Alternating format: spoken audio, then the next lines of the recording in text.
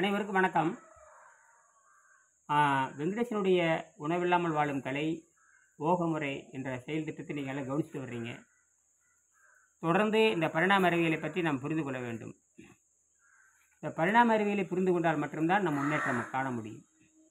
நாம் பரிணாம அறிவியலை பின்பற்றுவதற்கு இயற்கை சட்டங்களை புரிந்து கொண்டால் போதுமானது. ஓரறிவு ஒரு சில நிலையிலிருந்து தொடங்கி 6 அறிவு பெற்ற மனிதனாக இயற்கை நம்மளை வளர்த்து மேம்பாடு அடைய செய்திருக்கிறது. இடையிடையே அந்த பசி தாக்கத்தையும் கொடுத்துருக்கிறது. அதுக்குள் மனம்ங்கிற ஒரு தத்துவத்தையும் வச்சிருக்குது. இதில் தான் எல்லாம் குழப்பிக்கிறாங்க. மனதை பற்றி சித்த நூல்கள் தெளிவாக கூறுகின்றன. மனதை பற்றி பேசாதவர்களிடம் நீங்கள் முன்னேற்றத்தை காண முடியாது. மனம் 5 வகை என்று புரிந்து கொள்ள வேண்டும். சித்தம் 5 நிலை, சித்தம் 3 நிலை என்று இப்பொழுதுதான் மேற்கு நாட்டு மக்களுக்கு தெரியும். அது 2 வருடத்துக்கு தெரியும். சித்தம் 5 நிலை என்று தமிழர்களுக்கும் சித்தர்களுக்கும் மட்டும்தான் தெரியும். ஆக பதஞ்சலி யோகா சூத்திரம் சித்தம் 5ன்னு சொல்லுது. அதே போல திருமந்திரம் யோக சூத்திரங்கள், சூத்திரம்னா பாடல், அடிப்படை பிலாசபி, இதெல்லாம் 5ன்னு சொல்லுது. அந்த 5ஐ சொல்லிட்டு முதல்ல சித்தம் முதல் நிலை என்பது சிதறுண்டு நிலை. சிதறுண்டு நிலை பொருள் தேடும் வடிவம் பிறவி நிலைன்னு சொல்லுவாங்க. 2வது நிலை மந்த நிலை, பிசாசு நிலைன்னு சொல்லுவாங்க. மனிதன் தான் பிசாசு, வேற ஒன்றும் இல்லை. அந்த மனம் மந்த நிலையில் இருந்தால் அது பிசாசு நிலை. மனிதன் தான் அந்த மந்த நிலையிலிருந்து அது பிசாசுன்னு சொல்லலாம். அதாவது தீய செயல் செய்கிறது. தீயது மட்டுமே தான் இப்போ மக்கள் செய்கிறாங்க. மனிதனாக இருந்தாலும் அவன் தீயவனாக இருக்கிறான். அவனுக்கு அந்த பல்வகையான சிந்தனைகள், அவன் உணவு பழக்கத்தின் காரணமாக யாரையும் கொலை செய்கிறது, உணவு பழக்கத்தின் காரணமாக யாரையும் நுகர்வு பொருளாக பார்ப்பது, இப்படியெல்லாம் அந்த கொடூர எண்ணங்கள் உண்டாகும். 3வது ஒரு மையத்தை நோக்கி நகருதல். 3வது கூட்டு நிலைன்னு சொல்லுவாங்க. கூட்டு நிலைனா கோஆப்ரேட்டிவ் மைண்டு, அதாவது கூட்டு நிலையில் சேர்ந்து செய்யக்கூடிய மனம். அதுக்கு பேர் ஊர் கூடி தேர் இழுத்தல்னு சொல்லுவாங்க. ஊர் கூடி தேர் இழுத்தல். அந்த 4 பேரும் 4 கொள்கை உடையவங்களாக இருப்பாங்க. ஆனால் அந்த நல்லது நடக்கிறதுக்காக மட்டும் தற்காலிகமாக கூடுவாங்க. அது ஒரு மையத்தை நோக்கி நகர்தல். நாம் என்ன சொல்கிறோம்னா, ஏன் ஆரோக்கியம் என்ற மையத்தை நோக்கி நகரக்கூடாது என்று திருவாளர் வெங்கடேசன் கேட்கிறார். ஆக தான் இங்கே புரிஞ்சுக்கணும். எல்லாரும் இந்த கருமத்துக்காக ஒன்று சேர்றது, ஏதோ ஒரு கருமத்தை செய்வதற்காக ஒன்று சேர்வது. ஒரு மூர்ப்பந்தல், ஒரு நீர்ப்பந்தல், ஒரு கோயில் கட்டுறது, எத்தனையோ இருக்குது. ஒரு லட்சக்கணக்கான கர்மங்கள் இருக்குது. அதில் தான் ஒன்று கூடுறது. ஆனால் ஆரோக்கியம் என்பதற்காக யாராவது ஒன்று கூடியிருக்குங்களா? இல்லை. அதுக்கு தான் நம்ம இந்த புத்தகத்தை வெங்கடேசன் எழுதியிருக்கார். அவரும் ஆரோக்கியம் கெட்டு போனவர் தான், கொடூர நோய்கள் கால்பட்டவர் அவரை எழுதியிருக்கார். அடுத்தது ஒரு வழிப்பட்ட நிலை, ஒடுங்கிய நிலை. அது பார்த்தீங்கன்னா சமாதி வரைக்கும் கொண்டு போகும். நம்ம அது பேச தேவையில்லை. நாம் ஒன்று கூடி ஏதாவது செய்யலாம் என்றால் அது நாம் ஆரோக்கியம் இருந்தால், நமக்கு நோயற்ற வாழ்வு தான் முக்கியம். அங்கே அந்த நோயற்ற வாழ்வுக்கு நாம் இந்த இயற்கை சக்தியை புரிந்து கொள்ள வேண்டும். நாம் தொடர்ந்து பழச்சாறு அருந்திட்டு இருக்க முடியாது. தொடர்ந்து நம்ம பழச்சாராக இருந்தாலும் அந்த பிச்சை எடுத்து தான் வாழணும். அது இயற்கை மருத்துவத்தில் போனால் கூட இன்றைக்கி 1 லட்ச ரூபா வேணும். இன்றைக்கி பார்த்தீங்கன்னா வசதி உள்ள இயற்கை மருத்துவமனை இருக்குது, சாதாரண இயற்கை மருத்துவமனை இருக்குது. குறைஞ்சபட்சம் 4000 ரூபா ஏற இருக்குது ஒரு நாளைக்கு. 10 நாள் தங்கினா 50,000 போச்சு. மீண்டும் நீங்கள் இயற்கை சக்தியில் வாழ்ந்தால் மட்டும்தான் நீங்கள் விடுதலை பெற முடியும் என்பதை புரிந்து கொள்ள வேண்டும். அதற்கு இந்த அடிப்படை செய்திகளை புரிந்து கொள்ளலாம். உணவு இல்லாமலே வாழலாம். எப்படி? அப்போ பசிதாகம் கட்டுப்படுத்துகின்ற பொழுது இந்த உடம்பானது, நம்ம உடம்பு நானோ துகளால் ஆனது. நானோ துகள், இன்னும் குவாண்டம் பார்ட்டிகள்னு சொல்லலாம். நானோவோட சின்ன துகள் இருக்குது, பிக்கோ துகள்னு சொல்லுவாங்க. இப்போ ஆட்டோ துகள்னு சொல்லுவாங்க. அந்த அளவுக்கு துகளாக போயிட்டே இருக்குது. இதெல்லாம் பார்த்தீங்கன்னா காந்தத்தன்மை உடலாக மாறிவிடு. துகளாக மாறுகின்ற பொழுது உடம்பு காந்தத்தன்மை உள்ளதாக மாறிவிடும். நல்லா புரிஞ்சுக்குங்க. எது துகளாக மாறிட்டே போகுதோ அது காந்தத்தன்மை உள்ளதாக மாறும். இப்போ தாவரம் பார்த்தீங்கன்னா, தாவரம் மொத்தமாக ஒரு கனமாக தெரிகிற பொருளாக தெரியும். இல்லை, அது பல லட்சம் கோடிக்கணே நானோ துகளால் ஆனது. அது மின்காந்தமாக மாறிவிடும். சூரியன் ஒளி பட்டுச்சுன்னா அது பாராமேக்னட்டாக மாறி தனக்கு தான சக்தியை உள்ளே இழுத்து பிரித்து கொள்ளும். இதே போல தான் இயற்கை நம்மை படைத்திருக்கிறது. அப்போ தாவரத்துக்கு மனிதனுக்கு நெருங்கிய தொடர்பு உண்டு. தாவரத்துக்கு தோடு அறிவு இருக்கிறது என்று புரிந்து கொள்ள வேண்டும். அதுதான் மனிதன், அதுதான் பல கோடி ஆண்டுகளாக முன்னேற்றம் அடைய செய்து மனிதனாக மாற்றி இருக்கிறது. பசிதாகம் இடைஞ்சலாக இருக்கிறது. அதையும் தாண்டி வரணும். பசிதாக இடைஞ்சலாக இருப்பதை தாண்டி வந்துட்டோம்னா நாம் இயற்கையிலிருந்து சக்தி எடுத்துக்கொள்ள முடியும். அதுதான் திருவள்ளுவர் இறந்து வாழணும் அவசியம் இல்லை, அப்படி இறந்து வாழணும் அவசியம் இருந்தால் கடவுள் அழிந்து போகட்டும் என்று எழுதுவார். ஏன்னா கடவுள் இருக்கிறாரா இல்லையாங்கிறது வேறு விஷயம். ஆனால் நான் பிச்சை எடுத்து வாழுன்ற நிலை இருக்குமானால் அது கடவுள் இறந்து போகட்டும்னு சொல்லுவார். ஆக இறந்தும் உயிர் வாழ்தல் வேண்டும், பறந்து கெடுக்க உலக இயற்கையான்னு வள்ளுவர் சொல்லுவார். சரி, எப்படி உணவில்லாமல் வாழ்வது? இயற்கை பல கோடி வருடங்களுக்கு முன்னால் முதலில் ஒரே செல் தாவரங்களை கடலிலும் கடற்கரையிலும் உண்டாக்கியது. தொடுநுணர்ச்சி மட்டுமே அதற்கு இருந்தது. ஈரறிவு, மூன்றறிவு என்று ஐம்புலனுக்கான ஐந்தறிவு வரை பெருகிய போது உயிரினம் ஒரு சில தாவர நிலையிலிருந்து தொடங்கி குட்டி போட்டு பால் கொடுக்கும் மிருகங்கள், குரங்குகள் என்று மேம்பாடடைந்தன. அதாவது ஈரறிவு, மூன்றறிவு என்று ஐம்புலன்களுக்கான ஐந்தறிவு வரை பெருகிய போது உயிரினம் ஒரு சில தாவர நிலையிலிருந்து குட்டி போட்டு பால் கொடுக்கும் மிருகங்கள், குரங்குகள் என்று மேம்பாடு அடைந்தன.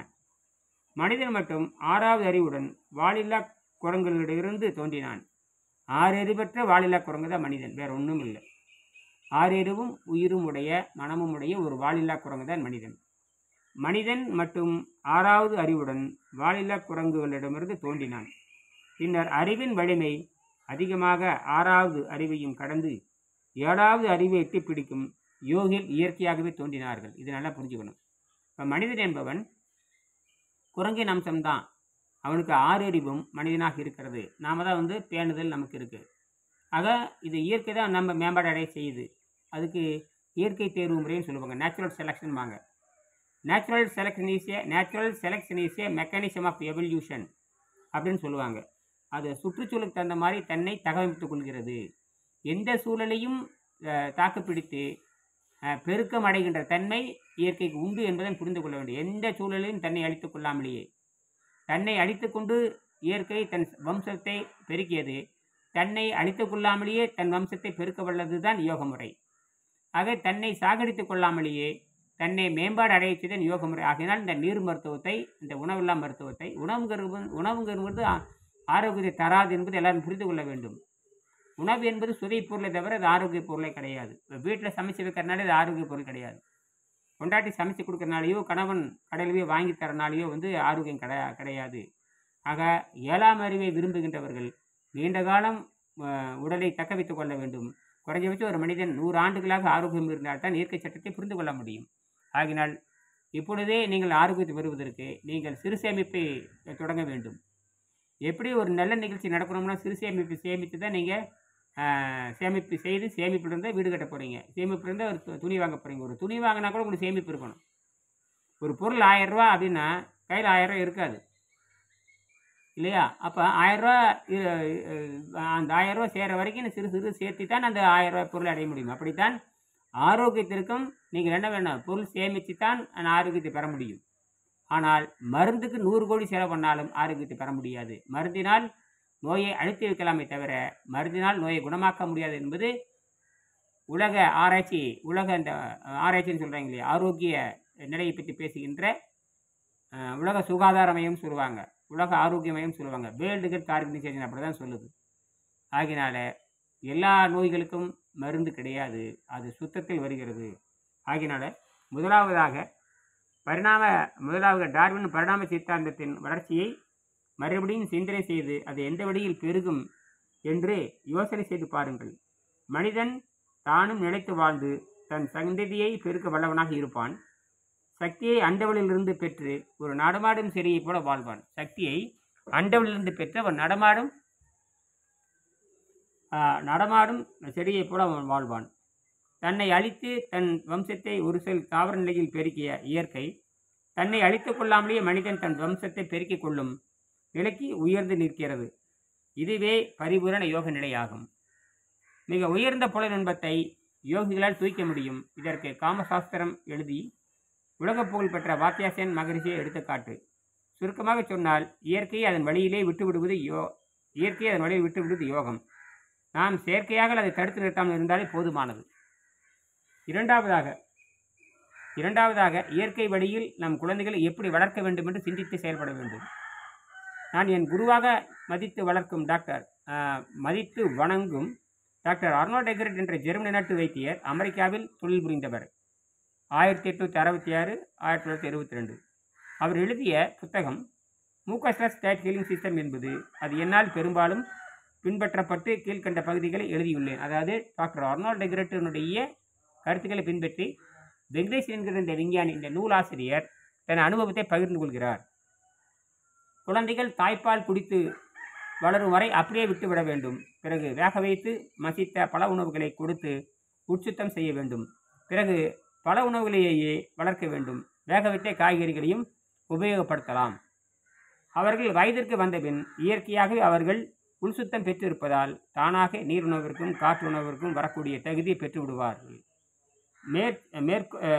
மேற்சொன்ன வகையில் உடல் சுத்தப்படுத்தப்பட்ட பெண்களுக்கு மாதவிடாய் மென்சஸ் மறைந்துவிட்டதாக டாக்டர் ஆர்னால்ட் டெக்ரட் எழுதுகிறார்.